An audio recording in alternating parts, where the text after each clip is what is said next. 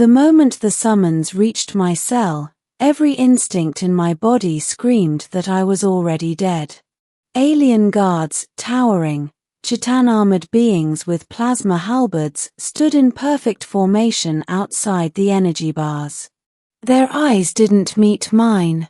That alone told me everything. You don't avoid eye contact with a prisoner unless you know what's coming next. Execution. I had been on the Zyraxis capital world for exactly 12 days. 12 days since humanity lost the border war. 12 days since I, Captain Elias Ward of the Terran Defense Fleet, was captured during a failed evacuation run. And now, the alien queen herself had summoned me. Not for questioning. For judgment.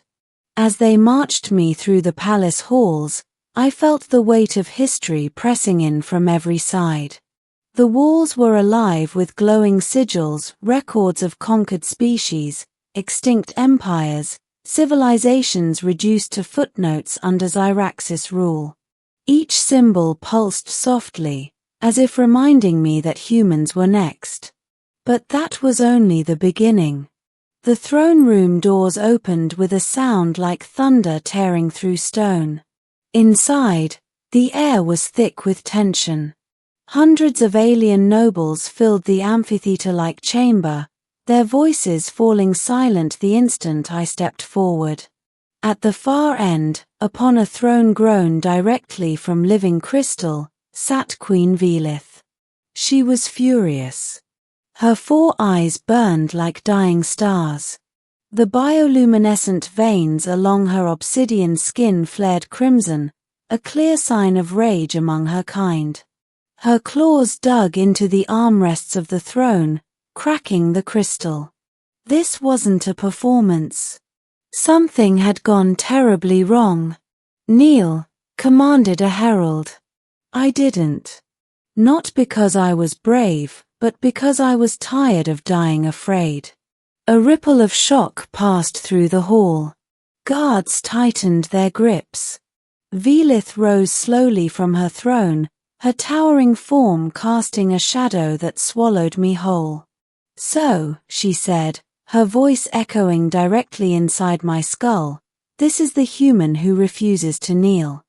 I swallowed. If I'm to die, I'll do it standing. The Queen stared at me for a long moment. Then the entire hall went silent for a different reason. She laughed. A sharp, bitter sound. "You assume I summoned you to kill you. Didn't everyone?" Her eyes narrowed. "Execution would be mercy. What you carry is far more dangerous." A murmur spread through the nobles. I frowned. "I don't understand." "You will," Velith said. "Because you are the reason my empire is on the brink of collapse." The words hit harder than any weapon. "Me." She gestured, and a holographic projection erupted between us. It showed a Zyraxis research vessel, classified, heavily shielded. Then the image zoomed in, to a laboratory. And to a human. To me. What I saw next changed everything. That ship, Velith continued, was conducting forbidden experiments. Studying human neural resilience. Emotional endurance. You were listed as a failed subject. My chest tightened. I remembered fragments, pain, cold metal, alien voices arguing over my vitals. I had thought they were interrogations. They weren't. "You died," she said calmly. The hall erupted. I felt the floor tilt beneath my feet. "That's impossible." "You flatlined for 6 minutes," Velith replied. "Your species should not have survived resuscitation after neural extraction." Neural extraction. My head throbbed as memories flooded back. A scream I never remembered making. Something tearing through my mind. "But you lived," she said softly. And when you woke, the ship lost contact with the capital. The projection shifted. The research vessel was gone, reduced to drifting debris. All hands deceased, Velith said. Except one escape pod. Mine. A chill ran through me. They concluded it was sabotage, she continued. An accident. Until today. The hologram changed again, this time showing energy readings, spatial distortions. Human signatures. These patterns, Velith said, are identical to the anomaly that destroyed our Western Armada yesterday. The hall exploded into chaos. I took a step back. I've never even fired a weapon since my capture. You don't need to, the Queen said. The experiment altered you. It integrated a fragment of Xyraxis command biology into your neural core. Command biology. The ability to override technology. To bend systems. To disrupt fleets. Human emotion, amplified by alien logic. You are a walking war crime, Velith said quietly. And every time you feel fear, anger, loss, our systems react. I remembered the moment yesterday when I'd felt a sudden surge of rage, thinking about Earth, about everyone we lost. That was when the Armada fell.